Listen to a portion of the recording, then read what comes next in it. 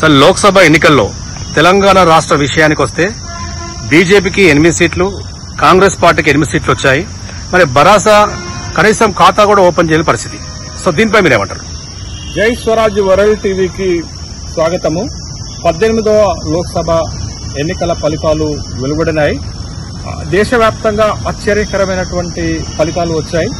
NDA తన లోక్సభ స్థానాల సంఖ్యను తగ్గించుకుంటే ఇండియా కూటమి గణనీయంగా తన లోక్సభ స్థానాలను పెంచుకోగలిగింది.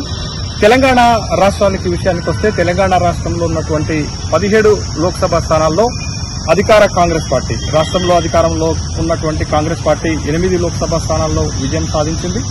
అదేవిధంగా కేంద్రంలో అధికారంలో ఉన్నటువంటి భారతీయ జనతా పార్టీ కూడా 8 లోక్సభ స్థానాల్లో విజయం సాధిస్తే, తెలంగాణ రాష్ట్రం ఏర్పాటైన తర్వాత తెలంగాణ ఉద్యమ పార్టీగా ఉన్నటువంటి బీఆర్ఎస్ పార్టీ మాత్రం ఒక్క లోక్సభ స్థానాన్ని కూడా గెలుచుకోలేకపోయిందనేటటువంటి విషయాన్ని ఫలితాలు స్పష్టం చేస్తున్నాయి. అయితే కాంగ్రెస్ పార్టీ బలహీనమైనటువంటి అభ్యర్థులను నిలబెట్టడం వల్ల కాంగ్రెస్ పార్టీ అనుకున్నటువంటి విజయాన్ని సాధించలేకపోయింది. కాంగ్రెస్ పార్టీ పెద్దలు, ప్రభుత్వ పెద్దలు దరిదాపు 10 నుండి 12 లోక్సభ స్థానాల్లో విజయం సాధిస్తామనేటటువంటి అభిప్రాయాన్ని వ్యక్తం చేస్తే ఆ సంఖ్యను కాంగ్రెస్ పార్టీ చేరుకోలేకపోయింది. దానికి ప్రధానమైనటువంటి కారణం ఓవరాల్ గా 17 లోక్సభ స్థానాల్లో కాంగ్రెస్ పార్టీ బలహీనమైనటువంటి అభ్యర్థుల్ని నిలబెట్టింది. గెలిచినటువంటి 8 మంది అభ్యర్థులు కూడా కాంగ్రెస్ పార్టీ బలంతో గెలిచారనేటటువంటి విషయం స్పష్టమవుతుంది. అదేవిధంగా భారతీయ జనతా పార్టీ విషయానికి వస్తే భారతీయ జనతా పార్టీ 17 లోక్సభ స్థానాల్లో దరిదాపు 8 నుండి 10 లోక్సభ స్థానాల్లో బలమైనటువంటి అభ్యర్థులను నిలబెట్టింది. ఆ బలమైనటువంటి అభ్యర్థులు పార్టీ బలంతో భారతీయ జనతా పార్టీ గతం కంటే కూడా తన లోక్సభ స్థానాలను రెట్టింపు చేసుకోగలిగింది. భారతీయ జనతా పార్టీ కూడా 8 లోక్సభ స్థానాల్లో విజయం సాధించగలిగింది. కానీ 10 సంవత్సరాలు తెలంగాణ రాష్ట్రంలో అధికారాన్ని చెలాయించి ఇప్పుడు ప్రధాన ప్రతిపక్ష పార్టీగా ఉన్నటువంటి బీఆర్ఎస్ మాత్రం ఏ ఒక్క లోక్సభ స్థానంలో కూడా గెలవలేదు. గెలవకపోగా దరిదాపు 8 లోక్సభ స్థానాల్లో బీఆర్ఎస్ పార్టీ డిపాజిట్లను కోల్పోయింది. 14 లోక్సభ స్థానాల్లో బీఆర్ఎస్ 3వ స్థానానికి పరిమితమైంది. 2 లోక్సభ స్థానాల్లో మాత్రమే 2వ స్థానంలో రావడం జరిగింది.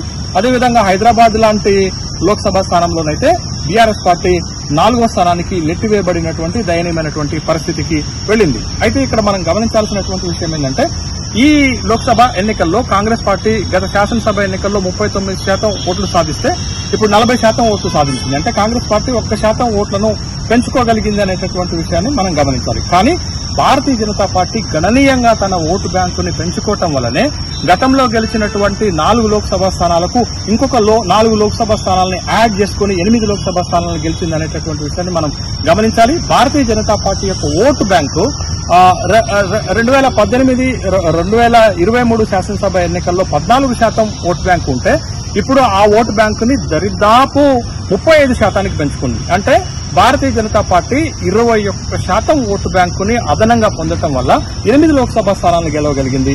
బీఆర్ఎస్ పార్టీ 20% ఓటు బ్యాంకుని కోల్పోయింది. అంటే గతంలో వచ్చినటువంటి 37% ఓట్లు వస్తే శాసనసభ ఎన్నికల్లో, లోక్సభ ఎన్నికలకు వచ్చేసరికి బీఆర్ఎస్ పార్టీకి 19% ఓట్లు మాత్రమే వచ్చాయి. అంటే బీఆర్ఎస్ 20% ఓట్లు కోల్పోతే బీజేపీ 21% ఓట్లను అదనంగా పొందడం వల్ల బీఆర్ఎస్ 0 స్థానాలకు పరిమితమైంది. బీజేపీ తనకు గతంలో ఉన్నటువంటి 4 లోక్సభ స్థానాలని 8 లోక్సభ స్థానాలకు పెంచుకోగలిగింది. అంటే ఈ ఎన్నికల్లో కాంగ్రెస్ పార్టీ 1% ఓట్లను పెంచుకోగలిగింది. బీఆర్ఎస్ 20% ఓట్లను కోల్పోయింది. బీజేపీ 21% అదనంగా ఓట్లను సాధించగలిగింది. కాబట్టి ఈ సీట్ల గెలుపు ఓటంలో తేడాలు వచ్చాయి. ముఖ్యంగా కాంగ్రెస్ పార్టీ బలంగా ఉన్నటువంటి మహబూబ్ నగర్ లోక్సభ స్థానంలో ఓడిపోయింది. కాంగ్రెస్ పార్టీ మహబూబ్ నగర్ లోక్సభ స్థానం పరిధిలో ఉన్నటువంటి 7 శాసనసభ స్థానాలు కాంగ్రెస్ ఆధ్వర్యంలో ఉన్నప్పటికీ కూడా కాంగ్రెస్ ఒక బలహీనమైనటువంటి అభ్యర్థిని పెట్టింది. బీజేపీ ఒక బలమైనటువంటి అభ్యర్థి పెట్టింది. ఇక్కడ క్యాండిడేచర్ విజయాన్ని నిర్ణయించారు. విజయంలో గెలుపోవటంలో ప్రధానమైనటువంటి పాత్ర పోషించారు. భారతీయ జనతా పార్టీ నుంచి నిలబడినటువంటి డీకే అరుణ కేవలం 4500. చేవెళ్ల నియోజకవర్గంలో కొండా విశ్వేశ్వరరెడ్డి 1,50,000 పైగా ఓట్ల తేడాతో గెలిచారు. దానికి ప్రధానమైనటువంటి కారణం చేవెళ్ల నియోజకవర్గంలో ఒక్క శాసనసభ స్థానాన్ని కూడా బీజేపీ గెలవలేదు. కానీ బంపర్ మెజార్టీ తోటి ఇక్కడ చేవెళ్ల లోక్సభ స్థానంలో కొండా విశ్వేశ్వరరెడ్డి భారతీయ జనతా పార్టీ నుంచి గెలిచారు. అది ఇక్కడ ఓట్ షిఫ్టింగ్ జరిగింది. అదేవిధంగా మల్కాజిగిరిలో ఉన్నటువంటి లోక్సభ స్థానంలో ఉన్నటువంటి 7 శాసనసభ స్థానాలు బీఆర్ఎస్ గెలిచినప్పటికీ కూడా బీజేపీ నుండి పోటీ చేసినటువంటి బలమైనటువంటి ఈటెల రాజేందర్ 2 లక్షలకు పైచిలుగు ఓట్ల తేడాతో గెలిచారు అంటే అక్కడ కూడా బీఆర్ఎస్ ఓటు బ్యాంకు పెద్ద ఎత్తున బీజేపీకి షిఫ్ట్ అయిందనేటటువంటి విషయాన్ని గమనించాలి. తర్వాత సికింద్రాబాద్ లాంటి నియోజకవర్గంలో కూడా ఇటీవల జరిగినటువంటి శాసనసభ ఎన్నికల్లో ఈ నియోజకవర్గ పరిధిలో బీఆర్ఎస్ 6 శాసనసభ స్థానాలు గెలిచింది. ఎంఐఎం 1 శాసనసభ స్థానం గెలిచినప్పటికీ కూడా సికింద్రాబాద్ లోక్సభ స్థానంలో కిషన్ రెడ్డి మరొకసారి విజయం సాధించారంటే ఇక్కడ కూడా బీఆర్ఎస్ కు సంబంధించినటువంటి ఓటు బ్యాంకు పెద్ద ఎత్తున బీజేపీకి షిఫ్ట్ అయింది. మొత్తం ఓవరాల్ గా తెలంగాణ రాష్ట్రంలో బీఆర్ఎస్ ఓటు బ్యాంకు పెద్ద ఎత్తున తగ్గిపోవటము అది బీజేపీకి కలిసి వచ్చినటువంటి అంశము. బీఆర్ఎస్ 20% ఓటు బ్యాంకును కోల్పోతే బీజేపీ అదనంగా 21% ఓటు బ్యాంకును కలుపుకొని 35% ఓటు బ్యాంకును సాధించడంతో బీజేపీ గణనీయమైనటువంటి స్థాయిలో ఇక్కడ విజయం సాధించిందనే విషయాన్ని గమనించాలి. కాంగ్రెస్ పార్టీ చేసినటువంటి మరికొన్ని తప్పులు ఏంటి అనంటే ఆదిలాబాద్ లాంటి బీజేపీకి బలం ఉన్నటువంటి నియోజకవర్గంలో ప్రయోగంగా ఆత్రం సుగుణ లాంటి ఒక న్యూట్రల్ క్యాండిడేట్ ని పార్టీలో లేనటువంటి అభ్యర్థిని తీసుకొచ్చి పెట్టడం వల్ల అక్కడ పరాజయం పాలైనట్లుగా మనకి కనపడుతుంది. తర్వాత మల్కాజిగిరి లాంటి నియోజకవర్గంలో కూడా స్థానికేతరులైనటువంటి పట్నం సునీతా మహేందర్ రెడ్డిని నిలబెట్టడం కూడా అక్కడ కాంగ్రెస్ పార్టీకి ఇబ్బందికరమైనటువంటి పరిస్థితులు ఎదురాయి. చేవెళ్ల లాంటి నియోజకవర్గంలో బీఆర్ఎస్ నుంచి అప్పటికప్పుడు వచ్చినటువంటి రంజిత్ రెడ్డి లాంటి వ్యక్తిని నిలబెట్టడం కూడా అక్కడ మైనస్ జరిగింది. మెదక్ లాంటి నియోజకవర్గంలో మరొక ప్రయోగం చేశారు. నీలం మధు లాంటి వాడిని నిలబెట్టడం వల్ల రఘునందన్ రావు స్టేచర్ ముందు నిలబడలేక అక్కడ ఓటమి జరిగింది. కాబట్టి కాంగ్రెస్ పార్టీకి బలమున్న మహబూబ్ నగర్ లో గెలవకపోవటం, ఆదిలాబాద్ లో ప్రయోగం వికటించటం, చేవెళ్ల, మల్కాజిగిరి, సికింద్రాబాద్ లాంటి నియోజకవర్గాలలో పెద్ద ఎత్తున బీఆర్ఎస్ ఓట్లు బీజేపీకి టర్న్ అవ్వడంతో కాంగ్రెస్ పార్టీ ఆశించినటువంటి ఫలితాలు సాధించలేదు. కానీ గత 2 లోక్సభ ఎన్నికలలో 2014లో కాంగ్రెస్ పార్టీ తెలంగాణ రాష్ట్రంలో గెలిచింది 2 లోక్సభ స్థానాలు, 2019లో కాంగ్రెస్ పార్టీ గెలిచింది 3 లోక్సభ స్థానాలు. కానీ ఇప్పుడు తన సంఖ్యను గణనీయంగా పెంచుకొని 9 స్థానాలకు చేరుకుంది. కానీ అధికారంలో ఉన్నటువంటి పార్టీ 8 లోక్సభ స్థానాల్లో మాత్రమే గెలవటం కొంత అసంతృప్తికి గురి చేస్తున్నప్పటికీ కూడా కాంగ్రెస్ పార్టీ కూడా తను గెలిచినటువంటి లోక్సభ స్థానాల్లో గణనీయమైనటువంటి మెజార్టీలతో గెలిచింది. దరిదాపు 6 లోక్సభ స్థానాల్లో 1,00,000కు పైగా ఓట్ల మెజార్టీతో గెలిచారు.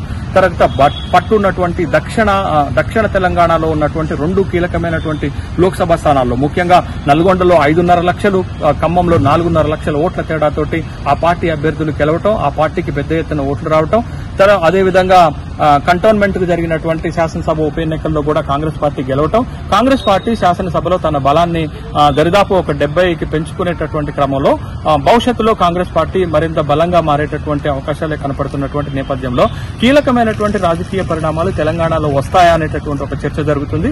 అయితే ప్రధానమైనటువంటి పోటీ తెలంగాణ రాష్ట్రంలో 2 జాతీయ పార్టీల మధ్య జరుగుతున్నటువంటి క్రమంలో 2 జాతీయ పార్టీలు రాష్ట్రంలో అధికారంలో ఉన్నటువంటి కాంగ్రెస్ పార్టీ, దేశంలో అధికారంలోకి రాబోతున్నటువంటి బీజేపీ పార్టీలు భవిష్యత్తులో తీసుకునేటటువంటి నిర్ణయాలు ప్రభుత్వ నిర్ణయాలే ఆ పార్టీల భవిష్యత్తును తెలిసబోతున్నాయి.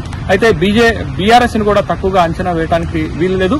తన ఓటు బ్యాంకు 19% పడిపోయినప్పటికీ కూడా 2 ప్రభుత్వాలపైన పోరాడేటటువంటి శక్తి బీఆర్ఎస్ పార్టీకి ఉంటుంది. కాబట్టి బీఆర్ఎస్ పార్టీ కూడా భవిష్యత్తులో పుంజుకునేటటువంటి అవకాశాలుంటాయి. 2 ప్రభుత్వాలు చేసేటటువంటి తప్పుల్ని ప్రజల్లోకి కనుక తీసుకుపోగలిగి మరే అదే ఉద్యమ స్ఫూర్తితో కనుక పనిచేయగలిగితే బీఆర్ఎస్ పార్టీ 19% పడిపోయినప్పటికీ కూడా తన పూర్వపు వైభవాన్ని సాధించుకోవడానికి అవకాశాలుంటాయి. ఆ విధంగా బీఆర్ఎస్ పార్టీ కూడా పోరాట స్ఫూర్తి ఉన్నటువంటి పార్టీ కాబట్టి దాన్ని కూడా తక్కువ అంచనా వేయడానికి వీలేదు. ప్రస్తుతానికైతే తెలంగాణ రాష్ట్రంలో అటు బీజేపీకి ఇటు అధికార కాంగ్రెస్ పార్టీకి మధ్యనే రాజకీయ వాతావరణం తీవ్రమైనటువంటి పోటీ నెలకొన్నట్లుగా మనకు కనపడుతుంది.